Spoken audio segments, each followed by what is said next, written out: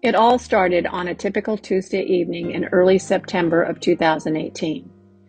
My youngest, Corey, had started college just a few weeks earlier at the University of Colorado, Boulder.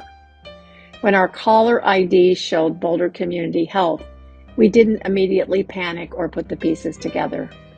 The doctor informed us that Corey had a skateboard accident on campus, had suffered a head trauma, but was in stable condition.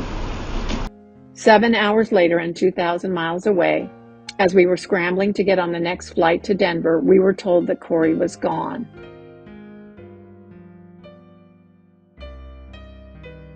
What's it like to have your child, brother, or close friend with you one day and gone the next?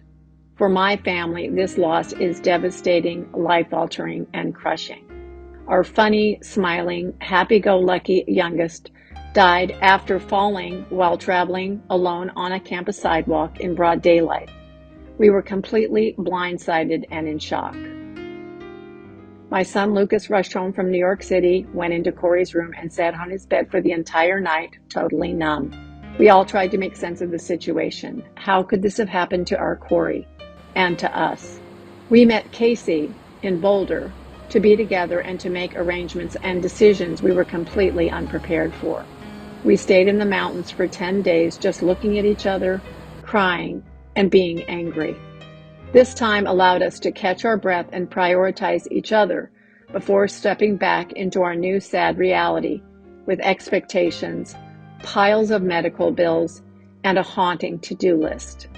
In order to process what had happened, we needed answers as we had zero control over any aspect of the situation. Upon speaking with CU's kind Dean of Students, I learned that Corey's was the third student death in Corey's first semester. Think about that for a second. 3 deaths at one college in just 15 days. Something wasn't right. The information we received from the medical staff was delayed, inconsistent, and only added to our difficult situation. I can't explain the impact of losing Corey has had on me. It's impossible.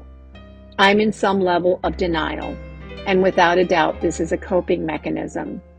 I'm terrified to fully realize that Corey died so suddenly and senselessly, or I'll completely fall apart, and that is something I can't do.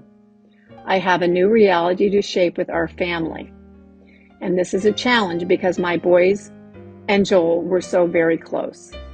In fact, when Corey first started talking, he always wanted to know where the brothers were. I don't think he realized that Casey and Lucas were 2 separate people for quite some time. Their closeness is one of my biggest points of pride as a mom.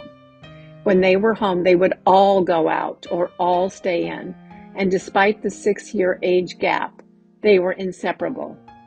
Their friend groups have merged over time, which is also somewhat unique.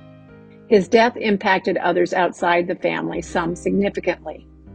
Multiple friends went with Corey to Boulder, but after his death, they either took leaves or transferred to different colleges. This includes Corey's roommate, Chris, a friend since preschool.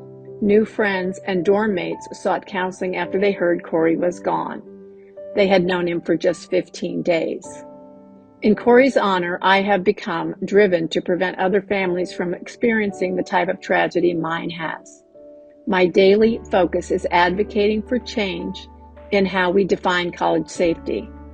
The college911.net and the College Safety Coalition are initiatives aimed to stop senseless and preventable injuries and deaths in college communities. This work keeps Corey's spirit alive well beyond his 18 years of physical life. In working with other families who have suddenly lost children, regardless of the circumstances, I've learned that you never really get over it.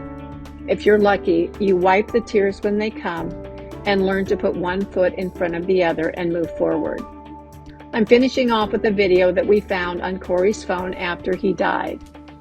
We don't think it has been shared and believe it is a surprise Father's Day gift.